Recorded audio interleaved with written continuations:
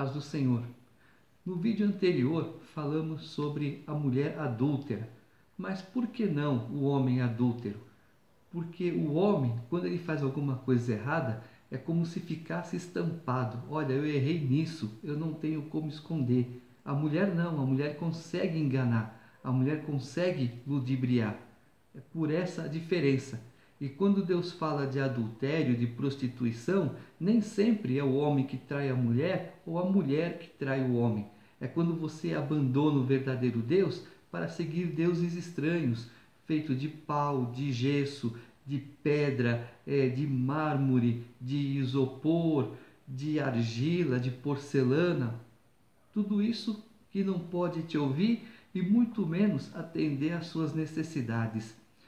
Quando Jesus foi questionado a respeito do divórcio, ele respondeu: Moisés instituiu o divórcio pela dureza dos vossos corações, mas não é assim a vontade de Deus. É que o homem se junte à mulher e constituam uma família na presença de Deus. Mas quando eu posso me divorciar? No caso de prostituição múltipla. Por exemplo, o homem trai a mulher uma vez, perdoa, trai a segunda, perdoa, trai a terceira, esquece. Pode pedir o divórcio porque aí se encaixa na prostituição. Explicando a Bíblia comigo, Pastor Carlos.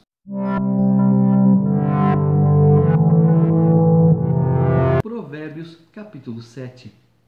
Filho meu, guarda as minhas palavras e conserva dentro de ti os meus mandamentos.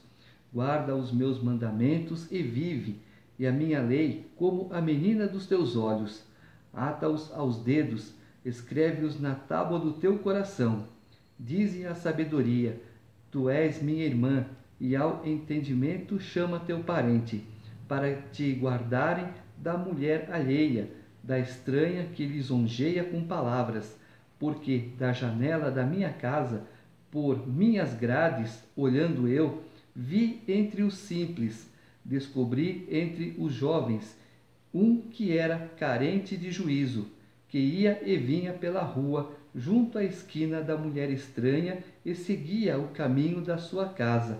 À tarde do dia, no crepúsculo, na escuridão da noite, nas trevas.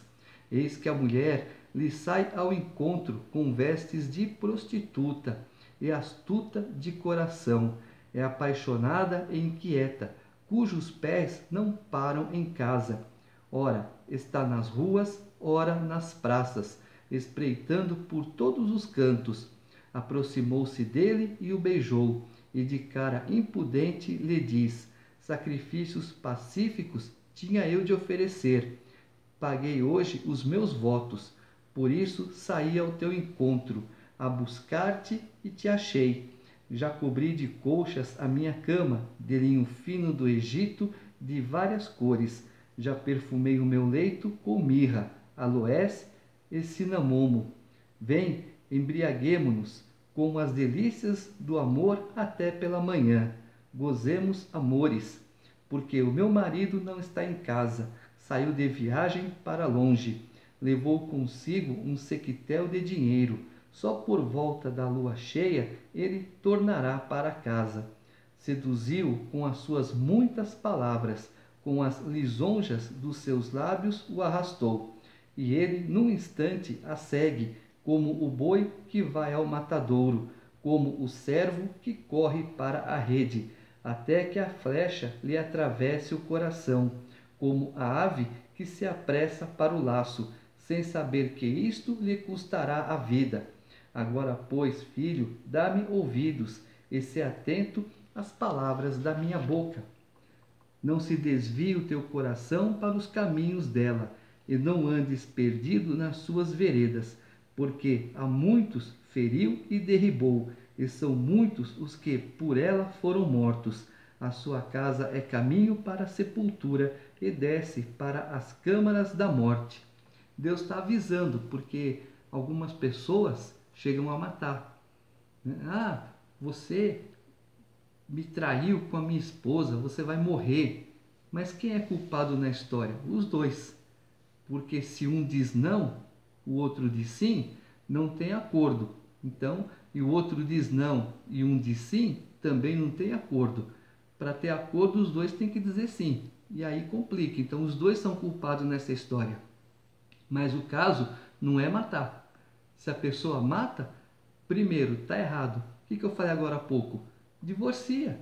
Não, você para lá, eu para cá e tchau. Entendeu? Os meus direitos, os teus direitos, e fica por isso mesmo. Entrega nas mãos de Deus e, Senhor, eu preciso de um companheiro, eu preciso de uma companheira, de preferência que seja conhecedor da tua palavra e servo do Senhor, temente ao Senhor. Morreu o assunto, Deus manda o melhor para você. Deus tira a pessoa ruim que está do teu lado e te dá uma pessoa melhor. Ele faz tudo de bom para nós. É só a gente ir atrás, é só a gente pedir para Deus, ficar nos caminhos de Deus. Eu tenho falado isso desde o começo do assunto, que é lá em Gênesis. Fica nos caminhos do Senhor, procura fazer o que é reto. Provérbios 7 dá uma referência à sabedoria e ao entendimento. Provérbios 8, ele fala especificamente da sabedoria. Olha, não clama porventura a sabedoria e o entendimento não faz ouvir a sua voz? Eu vou repetir, só que agora trocando pela verdadeira sabedoria. Não clama porventura a Jesus Cristo e o entendimento não faz ouvir a sua voz? No cimo das alturas, junto ao caminho, nas encruzilhadas das veredas ele se coloca, junto às portas, à entrada da cidade, à entrada das portas está gritando. A vós outros, ó homens, clamo, e a minha voz se dirige aos filhos dos homens. Entendei, ó simples, a prudência, e vós, nécios, entendei a sabedoria. Ouve, pois, falarei coisas excelentes, os meus lábios proferirão coisas retas, porque a minha boca proclamará a verdade. Os meus lábios abominam a impiedade. São justas todas as palavras da minha boca. Não há nelas nenhuma coisa torta nem perversa. Todas são retas para quem as entende, e justas para os que acham o conhecimento. Aceitai o meu ensino, e não a prata, e o conhecimento antes do que o ouro escolhido, porque melhor é a sabedoria do que joias, e de tudo o que se deseja, nada se pode comparar com ela. Eu, Jesus Cristo, habito com a prudência e disponho de conhecimentos e de conselhos. O temor do Senhor consiste em aborrecer o mal, a soberba, a arrogância, o mau caminho e a boca perversa, eu os aborreço. Meu é o conselho e a verdadeira sabedoria, eu sou o entendimento, minha é a fortaleza. Por meu intermédio reinam os reis, e os príncipes decretam justiça. Por meu intermédio governam os príncipes, os nobres e todos os juízes da terra. Eu amo os que me amam, os que me procuram me acham.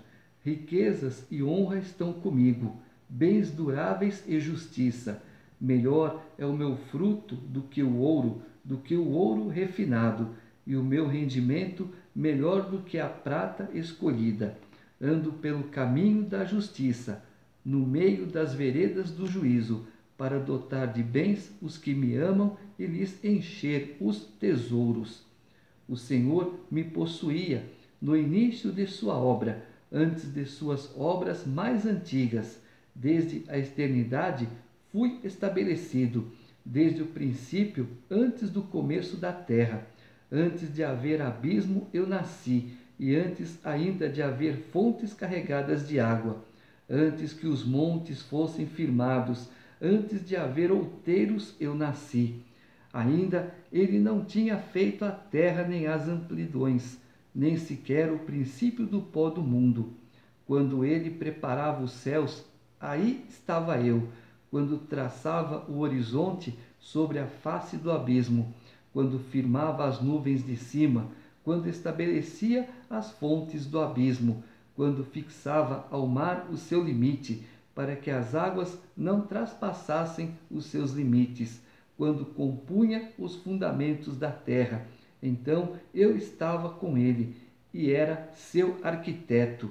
Dia após dia eu era as suas delícias. folgando perante ele em todo o tempo, regozijando-me no seu mundo habitável e achando as minhas delícias com os filhos dos homens.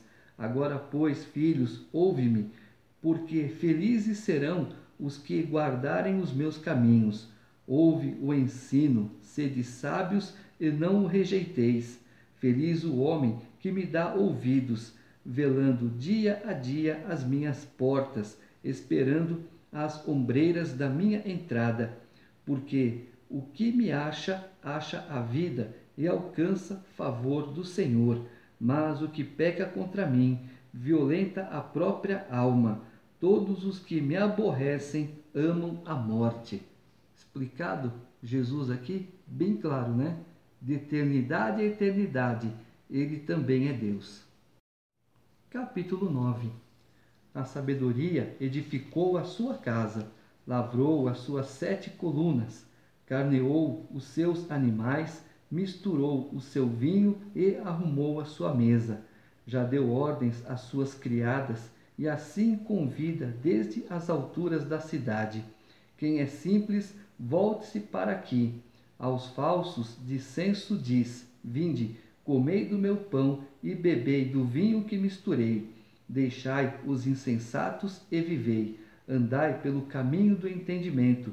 O que repreende o escarnecedor traz afronta sobre si, e o que censura o perverso a si mesmo se injúria. Não repreendas o escarnecedor, para que te não aborreça. Repreende o sábio, e ele te amará. Dá instrução ao sábio, e ele se fará mais sábio ainda. Ensina ao justo, e ele crescerá em prudência.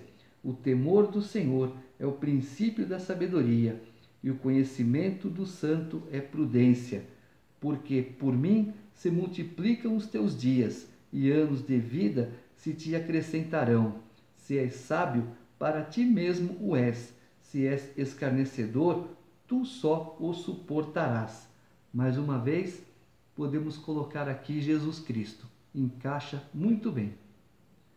A loucura é mulher apaixonada, é ignorante e não sabe coisa alguma. Assenta-se à porta de sua casa, nas alturas da cidade. Toma uma cadeira para dizer aos que passam e seguem direito o seu caminho. Quem é simples, volte-se para aqui. E aos falsos de senso diz: as águas roubadas são doces, e o pão comido às ocultas é agradável. Eles, porém, não sabem que ali estão os mortos, que os seus convidados estão nas profundezas do inferno. Aqui ele fala da loucura. Não tem noção, não tem sentido. Um faz uma coisa, o outro olha e vai, bate ali, o outro faz outra coisa lá, olha, vai para lá, faz a mesma coisa, não tem noção do que está fazendo. Espera aí, aquilo ali não é certo, aquilo ali não é normal, eu vou me afastar daquilo, é assim que tem que ser. Mas não, um faz uma coisa errada aqui, aí um já vê que está errado, já adere, o outro adere, e quando você vai ver tem uma multidão fazendo um monte de besteira junto. Por quê? Não pensa por si só. É igual o piolho, né? Que anda pela cabeça dos outros. Tá certo isso? Não. Tem que ter o quê? Pé no chão. É o que a Bíblia sempre fala. Desvia-te do mal. Viu coisa errada? Não fica perto. Se você não pode arrumar, saia de perto. Não se contamine. Seja prudente no seu caminhar. Seja prudente no seu andar, seja prudente nas suas atitudes, nas suas ações, seja prudente no seu pensar, no seu falar. Besteira a gente fala, não tem jeito, é impressionante isso. Mas toma cuidado, todo cuidado é pouco.